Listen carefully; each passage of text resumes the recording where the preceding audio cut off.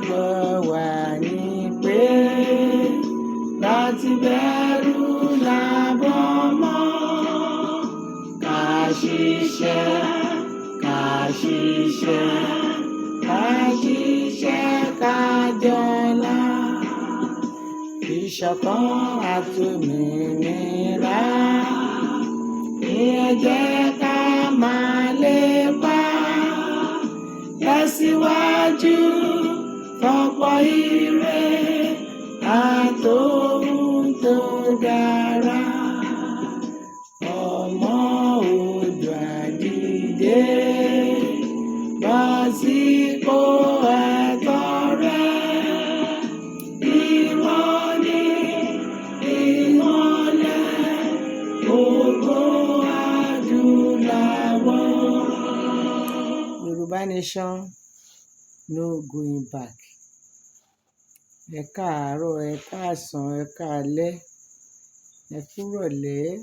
Mo kí gbogbo wa according to the time, bí àṣà èèyàn mi kan. Mo kí gbogbo wa gẹ́gẹ́ bí ojú ọjọ́ bá ṣe rí níbikíbi tí gbogbo wa bá gbé wà. Mo kí wa a kú iṣẹ́ ìlú. Ojú ò ní tì wá o, àdúrà wa gbà, ọkàn wa balẹ̀. Mo kí bàbá mi, bàbá Bánjí Akíntóyè. Mo mà kí yín o bàbá. Ojú ò ní tì yín o, lágbára Ọlọ́run. À á ṣe àṣeyọrí lágbára Olódùmarè. Nígbà tásìkò náà bá tó, àmà ní wá yín tì o. Ọwọ́ yín ló bẹ̀rẹ̀, ẹ̀yin náà lè dè máa parí ẹ̀ lágbára Ọlọ́run Olódùmarè.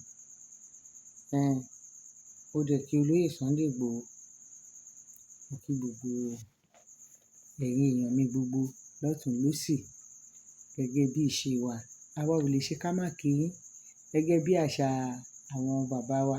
Wọ́n ní ewúrẹ́ tó wọlé tí ò kágò ó dẹran àmúso. Àgùntàn tó wọlé tí ò kágò ó dẹran àmúpaléyá. Lágbára Ọlọ́run, gbogbo wa ò ní dẹran àmúso, àdẹ̀dẹ̀ ní àmúpaléyá lágbára Olódùmarè. Ikú tó yáwọ́ ò ní pa gbogbo wa lágbára Ọlọ́run. Ọ̀rọ̀ tá a fẹ́ sọ lálẹ́ yìí ò pọ̀.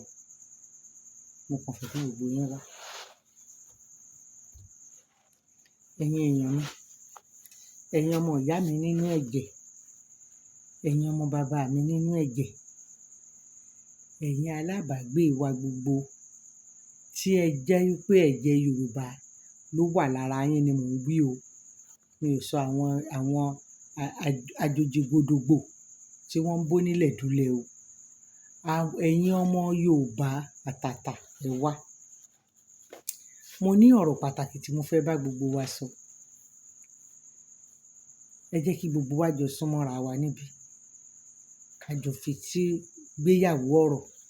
Ẹ jẹ́ ká wá nǹkan fìdílé tàbí ká fìdílé nǹkan. Ká jọ jókòó, ká jọ gbọ́ gbogbo nǹkan tá a fẹ́ sọ. Ẹ súnmọ́ mi ẹ wá. Ìjọ́ wo la fẹ́ ṣe léyìí gbà? Ọ̀rọ̀ tá a fẹ́ sọ lálẹ́ yìí, security alert ni.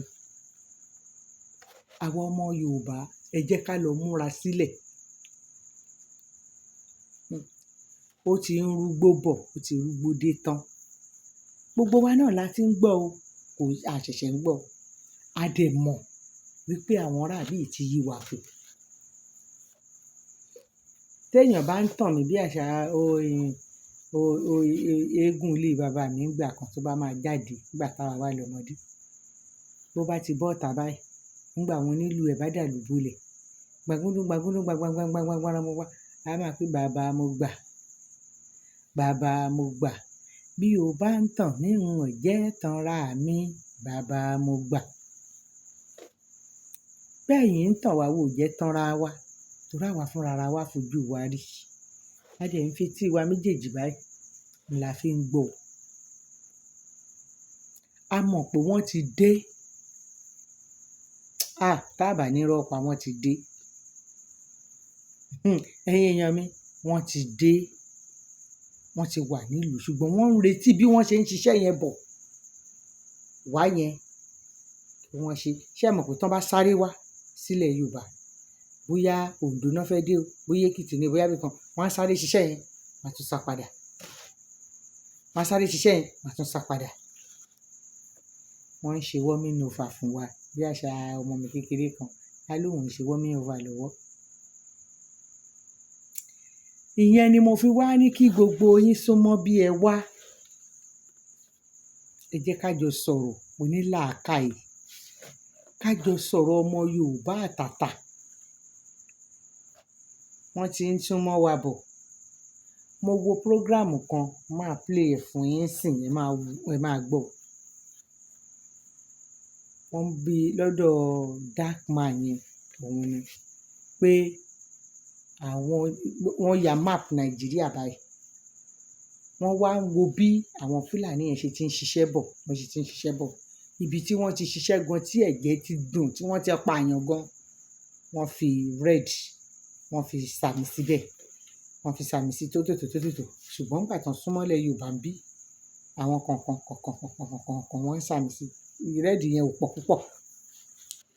Ó wá ń jẹ́ kó máa yé wa báyìí wípé wọ́n ń sọ wípé àwọn ń ṣiṣẹ́ bọ̀ ní o, pé àwọn state kan làwọn ò tíì fọwọ́ kàn púpọ̀, tó jẹ́ pé àwọn kan ṣe ń yọjú, àwọn ń padà. Bet àwọn state yẹn kan máa retí àwọn láìpẹ́. Ìgbà tí wọ́n máa ka state yẹn, wọ́n ka Lagos state, wọ́n ka Ogun state, wọ́n tún ka, ó dàbí pé Ọ̀yọ́ state bí nǹkan kan ṣá, wọ́n kà sí kẹta. Ẹ máa gbọ́. Ẹ jọ̀ọ́, ìgbà wo la mọ̀ tí wọ́n fẹ́ dé? Eléyìí gangan ló tún gbé mi jáde lálẹ́ yìí pé ṣé bá a ṣe máa wò wọ́n ràn rè tí wọ́n fi máa wọlé sáàárín wa.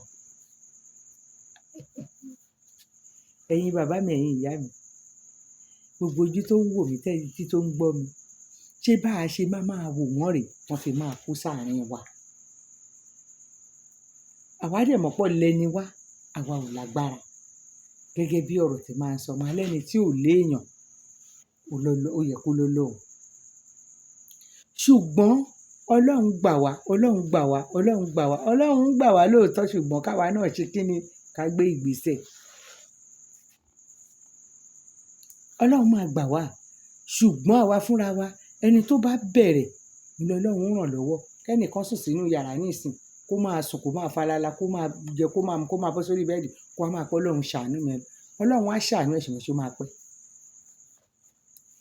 Ṣùgbọ́n tó bá ń gbé ìgbésẹ̀ pẹ̀lú ẹ̀, tó ń ṣakitiyan pẹ̀lú ẹ̀, ìgbìyànjú ẹ̀ ó máa tètè yá kánkán.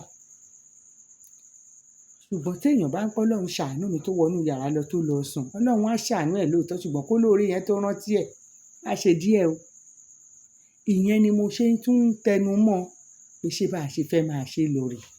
Security alert ni mo fẹ́ kí gbogbo àwa tá a jẹ́ ọmọ Yorùbá, mo fẹ́ ká ṣiṣẹ́ lé lórí.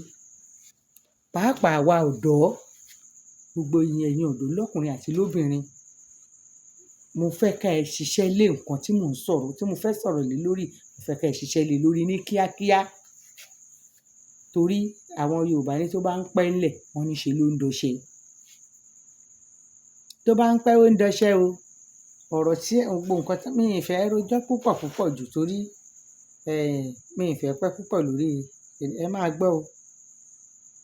All right, so Nigerians, I want to show you something so that you understand what we are facing, right? Now, I didn't want to make this post because I don't want to cause panic within Nigerians, but the way the thing they go, in just few more states will be completely, totally surrounded by the herdsmen. Just few more states. So, when I need to understand how deep this insecurity don't finish this country. Do you understand? So, pay attention. Now, this is a diagram of the Nigerian map. On this diagram, you will notice some red circles. This diagram will show us the attack that Nigeria has suffered since 1997 to 2015 alone.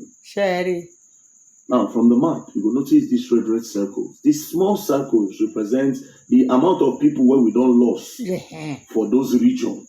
The amount, those small circles represent 0 to 30 persons. And the big circle represent 120 to 150 persons. Now, if you notice, these red circles, they across the whole Nigerian map, apart from one place. And that one place now, KB State. This was between 1997 to 2015. Now, only KB State, they don't attack.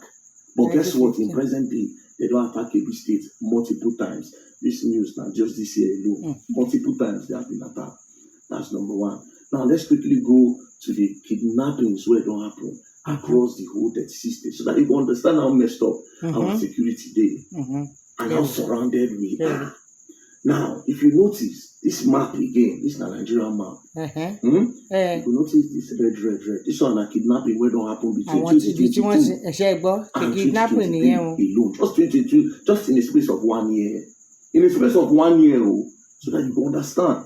Now, look the map where you go see say states like Zamfara don't suffer over 700 persons were kidnapped. You go see Kaduna 690. But the one way you go notice we say all the states ready for our map between 1 year. So we are pretty much surrounded. Do you understand? Now let's go back to Benue State. This is what happened for Benue State. No start today. At all. 2018 alone, there was a mass burial in Benue. This protest where you come protest now, they don't protest time before, they don't burn tire. Do you understand? So it not just so this one go beyond just fights. It's not be fights. This not be say people they drag land. There's something going on. Now this is how you know that there's something going on. Let me bring you to the map of Nigeria, and you will now see the place that have been affected. You see the area that have been affected. Then you notice that slowly, just few places remain. They don't take over. Let's start with the northeast region. Yobe, Borno, Gombe, Adamawa, Taraba, Bauchi, all these places. Herdsmen don't attack them. All this side. The northeast region. Herdsmen don't attack them. Now let's go to the northwest region. Jigawa, Kano, Katsina, Kaduna, Zamfara, all these places. KB, all these places. They don't attack them. Now, these people don't they come down. They don't come down. They don't enter the northeast region, and they don't already dominate the northeast region because Plateau Jos, they see the attack up to today. Benue, they see the attack up to today. Okay, Nasarawa, they see the attack up to today. Abuja, they don't attack. Niger State, they don't attack. Kwara, they don't attack. Kogi, few reports of attacking Kogi. They don't go down. They don't go down. Benue State takes you to Enugu. And they have been attacking Enugu even just 2 days ago. Even as this Benue team the trend, they attack Enugu. Only attacking. So they don't attack Enugu. Ebonyi State, they see the fights there, and there have been multiple attacks as well in Ebonyi State. Now, Cross River State, there's a video that came out 2 days ago when Cross River people they say Fulani must go. They say Fulani must go. Say that then they attack their people. Say they don't already carry out attack. You see, Abi? Do you understand? So they don't go Cross River. Now, very, very soon, after Cross River now, I didn't even talk, say, even Bayelsa, they don't enter Bayelsa. They don't knock Bayelsa. Edo people, they don't knock Edo states. So the states now where remain, where they never, Imo states have been accounted too. Anambra State have also been attacked. In like 2021, 2022, they attacked Anambra, so they enter Anambra. Delta states, they never really get attacked like that. Edo State, they don't attack Edo State. Ondo State, they don't attack Ondo States. So the main states now where we say they never really get account, they never get scores. Now Lagos, Ogun, Osun, Oyo. So you see the amount of states where we made, they didn't go. So we are pretty much surrounded. Insecurity don't sink us deep. like this, we are the mercies of herdsmen. So if we are not very, very careful, they could wipe us all clean. They are coming for us.